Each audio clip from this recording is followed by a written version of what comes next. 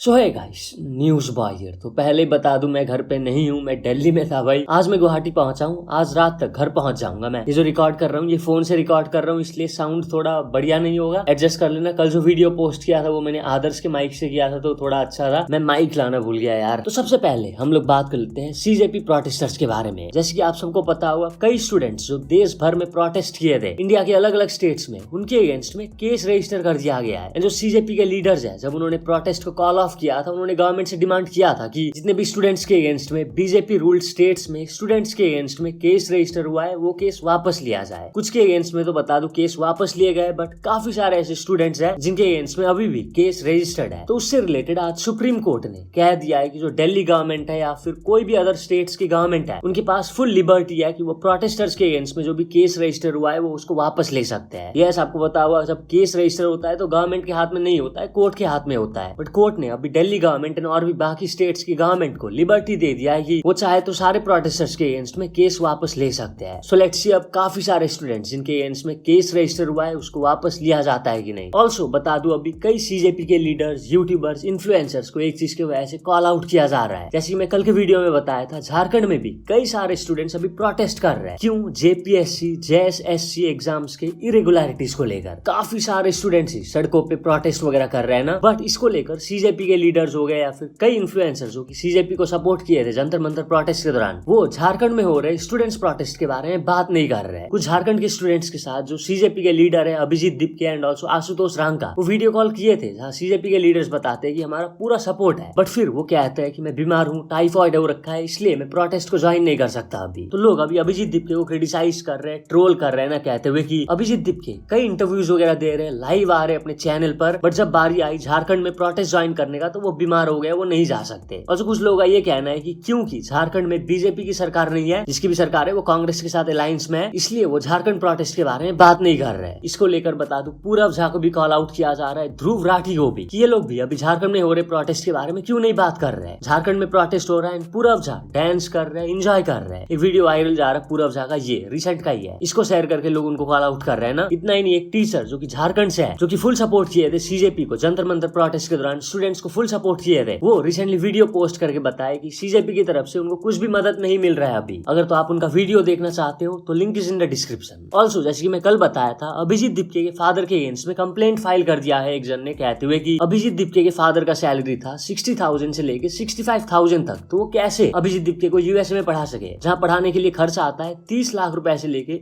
1 करोड़ रुपए तक। तो इसको लेकर जो अभिजीत दीपके के फादर के अगेंस्ट में कंप्लेंट फाइल किया गया है, इसका अभिजीत दीपके रिप्लाई दिए। यस, वो क्या कहे आप देखिए। हेलो एवरीवन, मैंने अभी देखा कि किसी बीजेपी के कार्यकर्ता ने मेरे ऊपर आरटीआई फाइल की है और वो जानना चाहते हैं कि मैंने अपनी एजुकेशन कैसे कंप्लीट की। तो मैं उनसे पूछना चाहता हूँ, क्या आपके नेता अपनी डिग्री दिखाएंगे? मैं अपना स्कॉलरशिप लेटर और एजुकेशन लोन का लेटर दिखाने के लिए तैयार हूँ। क्या आपके नेता उनकी असली डिग्री दिखाएंगे? तो मुझे समझ नहीं आता इन लोगों को एजुकेशन से इतनी क्या प्रॉब्लम है। अगर कोई आम घर का लड़का बॉस्टन यूनिवर्सिटी में जाकर पढ़कर आ गया तो इससे इन लोगों को तकलीफ क्यों हो रही है? आप लोग एजुकेशन के इतने खिलाफ क्यों हो? Also students protest, exam irregularities का बात हो ही रहा तो बात कर लेते हैं कर्नाटका के होम मिनिस्टर के बारे में। तो कर्नाटका के होम मिनिस्टर प्रियांक खारगे एक बहुत ही शॉकिंग स्टेटमेंट दे दी है। Recently Karnataka police recruitment examination जो हुआ था उस पे भी बता दूं इरेगुलरिटीज के आरोप लग रहा है, ठीक है। तो इसके बारे में जब कर्नाटका के होम मिनिस्टर प्रियांक खारगे को पूछा गया तो वो कहे मैं रिजाइन कर दूंगा, बट पहले जितने भी स्टूडेंट्स है वो 25 दिन के हंगर स्ट्राइक में जाए, इसके बाद फिर लाठीचार्ज उन पर होगा एंड देन फिर मैं रिजाइन कर दूंगा। जैसे नीट पेपर लीक पे हुआ था वैसा ही। ऑब्वियसली यार, इसको लेकर बता दूं प्रियांक खारगे को काफी ज्यादा क्रिटिसाइज किया जा रहा है। एक जन इसको शेयर करते हुए लिखे, a most shameless reply you will ever here from a politician. इन्हें स्टूडेंट्स का कोई परवाह नहीं है, उन्हें अपनी कुर्सी की परवाह है। ऑल्सो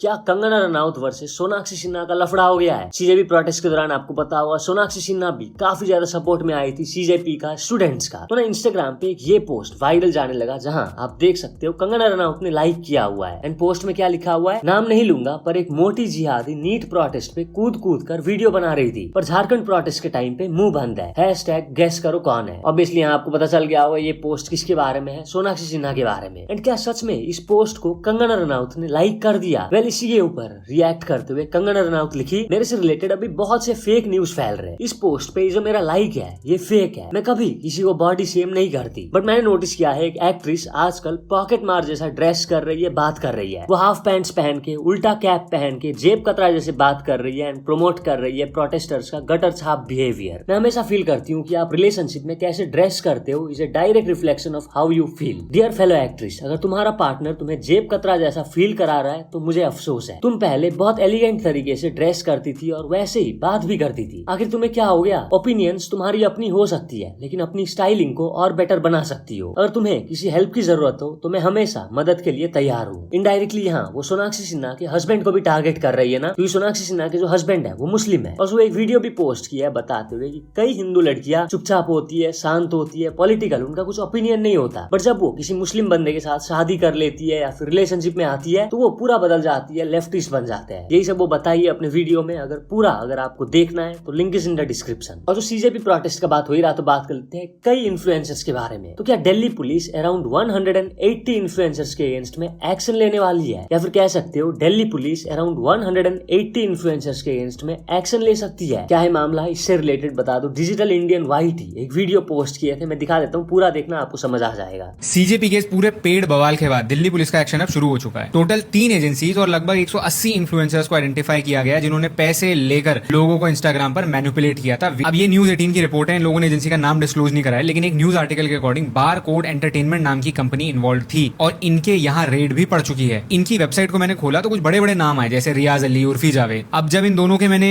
इंस्टाग्राम अकाउंट खोलकर देखे तो पता चला कि दोनों ही सीजेपी प्रोटेस्टर्स के लिए खूब वीडियो डाल रहे थे। अब जिनको नहीं पता इस गेम के बारे में मैं तुम लोगों को समझाता हूँ, अच्छे से समझने की कोशिश करना। इंडिया में ऐसी बहुत सारी कंपनीज हैं जो इन्फ्लुएंसर्स को मैनेज करती हैं। इनका काम ये होता है कि एक ब्रांड से पैसा लेती हैं और इन्फ्लुएंसर्स को बोलती हैं आप इस ब्रांड को प्रमोट कीजिए। इस टाइप की ब्रांड प्रमोशन आपने बहुत देखे होंगे, लेकिन इस प्रोसेस का मिसयूज करती हैं कुछ कंपनीज और सीजेपी टाइप की चीजों को सपोर्ट करने में लग जाती हैं। स्टूडेंट प्रोटेस्ट को मैं गलत नहीं बोल रहा हूँ, कमेंट लिखने से पहले रुक जाओ, समझो पूरा मैटर, ठीक है। सोनम सर 2 दिन में मर जाएंगे, ये जो वीडियोस एकदम से वायरल हुई थी, शायद उस सब के पीछे ऐसी ही कंपनीज थी। स्टूडेंट्स को लाठियां पड़ी, इसके इमोशनल म्यूजिक के साथ खूब वीडियोस वायरल हुई, लेकिन 150 से ज्यादा पुलिस वाले इंजर्ड हुए, उसकी कोई बात नहीं कर रहा। क्यों? क्योंकि बहुत ही कोऑर्डिनेटेड तरीके से पूरे देश को सिर्फ एक साइड की स्टोरी दिखाई गई थी। बच्चों को मारना गलत है, ये हमारे दिमागों को फीड किया जा रहा था, लेकिन बच्चों ने जो पुलिस को कूटा उसकी बात कोई नहीं कर रहा था। अब मैंने एक बेसिक सा गूगल सर्च करा तो पता चला उर्वी जावेद जो है वो 2 लाख रुपए से लेकर 17 लाख रुपए तक चार्ज करती है एक रील के। न्यूज 18 के अकॉर्डिंग 180 से ज्यादा ऐसे इन्फ्लुएंसर्स हैं जिनके बैंक अकाउंट्स की इस टाइम जांच चल रही है। 3 ऐसी एजेंसीज हैं जो इस पूरे प्रोसेस को लीड कर रही थी, इन इन्फ्लुएंसर से पेड वीडियोस डलवा रही थी। अब तुम लोग बोलोगे शायद जो अच्छे लोग थे उनको दबाने की साजिश यहाँ पर है, ऐसा बिल्कुल नहीं है। इसे कहा जाता है इमोशनल मैनिपुलेशन। कोऑर्डिनेटेड तरीके से एक स्पेसिफिक मैसेज को बहुत सटली हम सबके माइंड में फीड किया गया और इसी वजह से स्टूडेंट्स का जो प्रोटेस्ट था जेन्युइन था, लेकिन जो गलत लोग इसके अंदर घुसकर आ गए और जो एक साइड की बात हुई पूरे प्रोटेस्ट के दौरान वो इमोशनल मैनिपुलेशन था। अब तुमको क्या लगता है कौन इसको फंडिंग कर रहा था, कहां से पैसा आ रहा था, वो आने वाले टाइम में तो पता चलेगा। तो चलिए नेक्स्ट अपडेट के बारे में बात करते जो की है एक्ट्रेस हुमा कुरैशी के बारे में। तो हुमा कुरैशी रिएक्ट की कियारा आडवाणी को जो टॉक्सिक मूवी में इंटीमेट सीन्स को लेकर काफी ज्यादा क्रिटिसाइज किया जा रहा है, ट्रोल किया जा रहा है इसके ऊपर। यस, एक्टर यस का जो अपकमिंग मूवी है जिसमें कियारा आडवाणी भी है, उसके अगर आपने सॉन्ग्स एंड टीजर्स देखे हैं तो आपको पता होगा इंटीमेट सीन्स काफी सारा है। तो इसको लेकर काफी ज्यादा क्रिटिसाइज किया जा रहा था कियारा आडवाणी को, क्योंकि वो शादीशुदा है। बट आपको पता होगा एक्टर यस भी शादीशुदा है, उनको लोग कुछ नहीं बोल रहे, सिर्फ कियारा आडवाणी को बोल रहे हैं। तो इसी के बारे में जब हुमा कुरैशी को पूछा गया तो वो कही ये बहुत ही सिक एंड डिस्गस्टिंग है। बट मुझे लगता है कि इस मूवी में जितने भी एक्ट्रेसेस है, डायरेक्टर्स है, वही लास्ट में सबसे ज्यादा हंसेंगे। मुझे नहीं लगता कि हर चीज को डिफेंड करने का कोई फायदा है, क्योंकि तुम लोगों का माइंडसेट चेंज नहीं कर सकते वर्ड्स के थ्रू। मैं बस चाहती हूँ कि फिल्म खुद अपनी तरफ से जवाब दे, कौन है ये लोग। आई थिंक जो वर्ल्ड है वो बहुत ही काइंड प्लेस है, but the internet is not. तो चलिए नेक्स्ट अपडेट के बारे में बात करती जो की है जैकलिन फर्नांडिस का रिसेंटली रिलीज हुआ म्यूजिक वीडियो जुगनी के बारे में। यस, इस म्यूजिक वीडियो को काफी ज्यादा क्रिटिसाइज किया गया था एक सीन को लेकर। आपको पता होगा लोगों ने नोटिस किया था कि म्यूजिक वीडियो के एक पार्ट में जैकलिन फर्नांडिस का दिख गया। काफी ज्यादा जब बैकलैश मिला उस पार्ट को फिर ब्लर कर दिया गया म्यूजिक वीडियो में। बट अभी उस म्यूजिक वीडियो के singer Sonu Thakral and B Praak police complaint कर दी है एलेज करते हुए कि जो वायरल क्लिप सर्कुलेट हो रहा है ऑनलाइन वो एआई जनरेटेड है, जो वीडियो वायरल जा रहा है वो भी एआई जनरेटेड है, जो पिक्चर्स वायरल जा रहे हैं वो भी एआई जनरेटेड है। इसके बारे में बता दो सोनू ठकराल ज्यादा बात नहीं की अपने सोशल मीडिया में, वो बस बताया कि उन्होंने पुलिस कंप्लेंट कर दिया एंड वो कहे कि मैं इसके बारे में पब्लिकली बात करूंगा बहुत जल्द। तो चलिए नेक्स्ट अपडेट के बारे में बात करती जो की है ब्रिजभूषण शरण सिंह के बारे में। आपको पता होगा इनके बारे में, ये farmer wrestling federation of India के चीफ है। काफी सारे फीमेल रेसलर्स ने इनके ऊपर लास्ट ईयर या उससे 1 साल पहले एलिगेशंस लगाए थे ऑफ रेसलर जिनके अगेंस्ट में प्रोटेस्ट वगैरह किए थे ना काफी ज्यादा। वेल तो अभी उसी केस से रिलेटेड एक बहुत बड़ा अपडेट है। दिल्ली राउज एवेन्यू कोर्ट ने ब्रिजभूषण शरण सिंह को उस केस से एक्विट कर दिया है। सिर्फ उनको ही नहीं, विनोद तोमार को भी उनके अगेंस्ट में भी एलिगेशंस लगे थे। मतलब वो केस से उन्हें छुटकारा दे दिया गया है। जिसके बाद जब ब्रिजभूषण शरण सिंह घर पहुंचे अपना, उनका जोरों शोरों से स्वागत किया गया, उनके ऊपर फूलों के माला बरसाए गए। इसके ऊपर रिएक्ट करते हुए ब्रिजभूषण शरण सिंह कहे, मैंने फर्स्ट डे में ही स्टेटमेंट दिया था कि अगर मैं आरोपी निकला, प्रूव हुआ ये चीज, तो मैं खुद को ही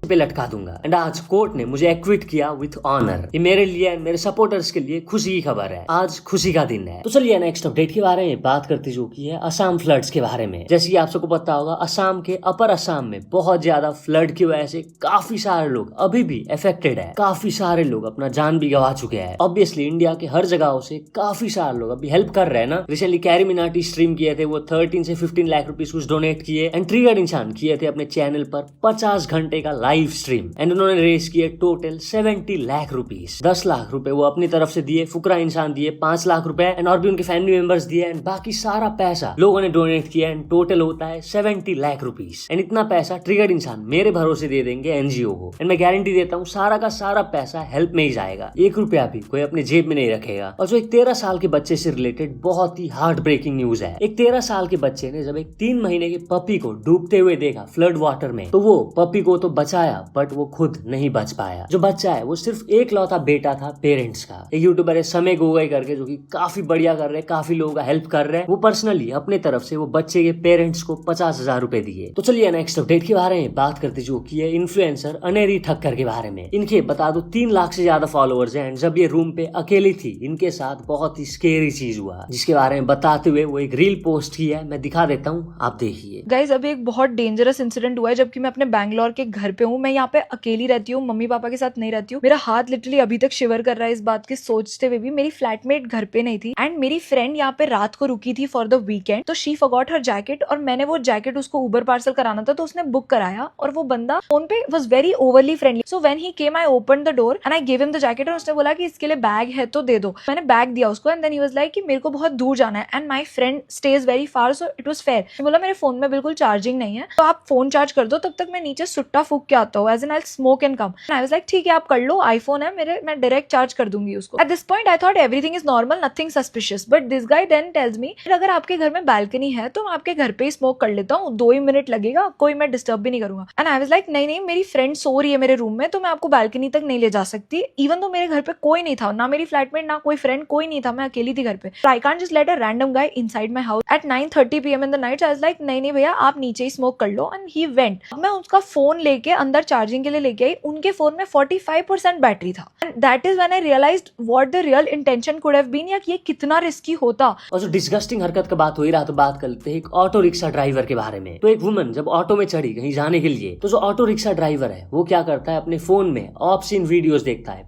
वीडियोस। एंड वो देख के जो वुमन है वो काफी ज्यादा गुस्सा हो गई, वो कन्फ्रंट की ना। जिसके बाद जो ऑटो रिक्शा ड्राइवर है उसका क्या रिएक्शन था आप देखिए। मैं पीछे जब बैठी हुई थी, आप क्या देख रहे थे मुझे बताओ, वरना आ रहे हैं घर वाले सारे, मैंने बता रखा है। आप बताओ, आप अपने मुंह से एक बार बताओ। देख रहे थे मैंने, क्या देख रहे थे? वीडियो देख रहे थे। क्या वीडियो देख रहे थे? मैंने फेसबुक पे देख रहे थे। क्या वीडियो देख रहे थे वो बताओ। विदेशी वीडियो था। क्या विदेशी वीडियो? क्या विदेशी वीडियो में क्या था? उस वीडियो में क्या था? क्या था? मैं दिखाओ अभी आप क्या देख रहे थे। छोटा कपड़ा था, क्या था उसमें? आप कौन देख रहे थे? ये जो है ये पूजा करके आए हो, दिखाओ एक बार। हाँ ये करके आते हो, उसके बाद ये कौन देखते हो राइडर को लेके? नहीं क्या नाम बताओ अपना। छोटलाल कुमार यादव। क्या? छोटलाल कुमार यादव। मैं अभी ये पुलिस पे डाल दूँ।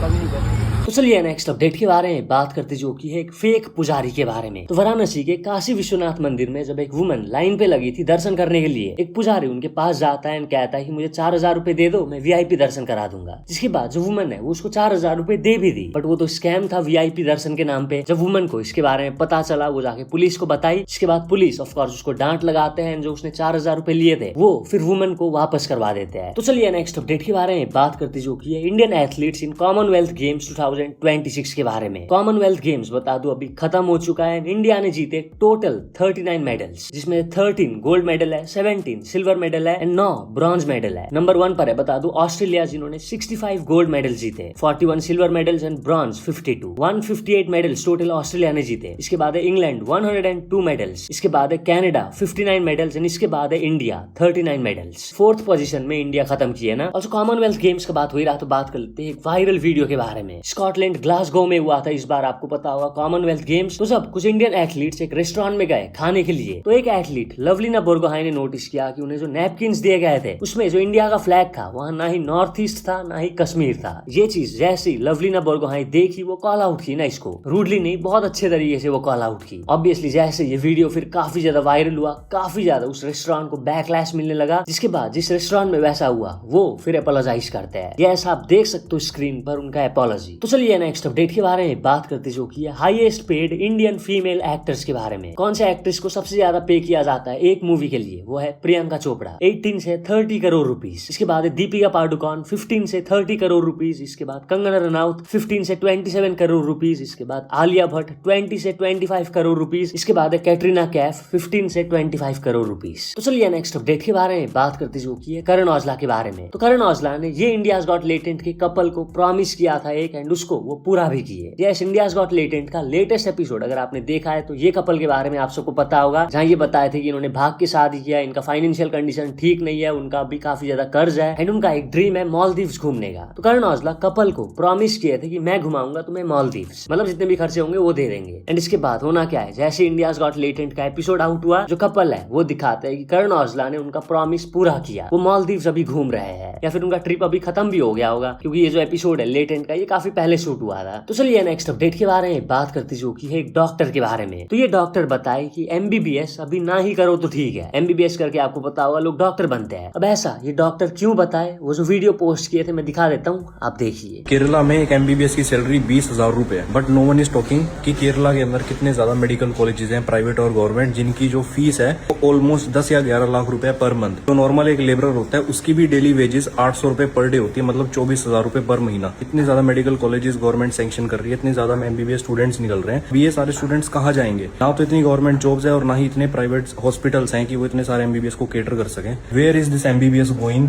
और फिर भी लोगों को समझ नहीं आ रहा है, फिर भी लोग 3 या 4 ड्रॉप ले रहे हैं, कंसिस्टेंटली ड्रॉप ले रहे हैं। सिलेक्शन ना होने के बाद भी लोग सोच रहे हैं कि MBBS इज ओनली थिंग जो कि इस प्लेनेट अर्थ पे मेडिकल करियर के अंदर उनका फ्यूचर बना सकती है, बट ऐसा कुछ भी नहीं है। अगर तुम्हारी MBBS नहीं निकल रही है 3 या 4 ड्रॉप के बाद भी, then please start exploring other options, BBSc veterinary science, BMS, BPT, physiotherapy. हमारे इंडिया के अंदर इतना ज्यादा सैचुरेशन आने वाला है मेडिकल फील्ड में, इतने ज्यादा गवर्नमेंट कॉलेजेस खुल चुके हैं, बट लेकिन डॉक्टर्स के लिए जॉब्स नहीं है। Kerala is the best example. Please अगर तुम्हें अभी MBBS नहीं मिल रही है, ऐसे नहीं है, then please switch to other options. अगर तुम्हें लगता है तुम्हें मेरे हेल्प, मेरे गाइडेंस की जरूरत है, then you can please DM me.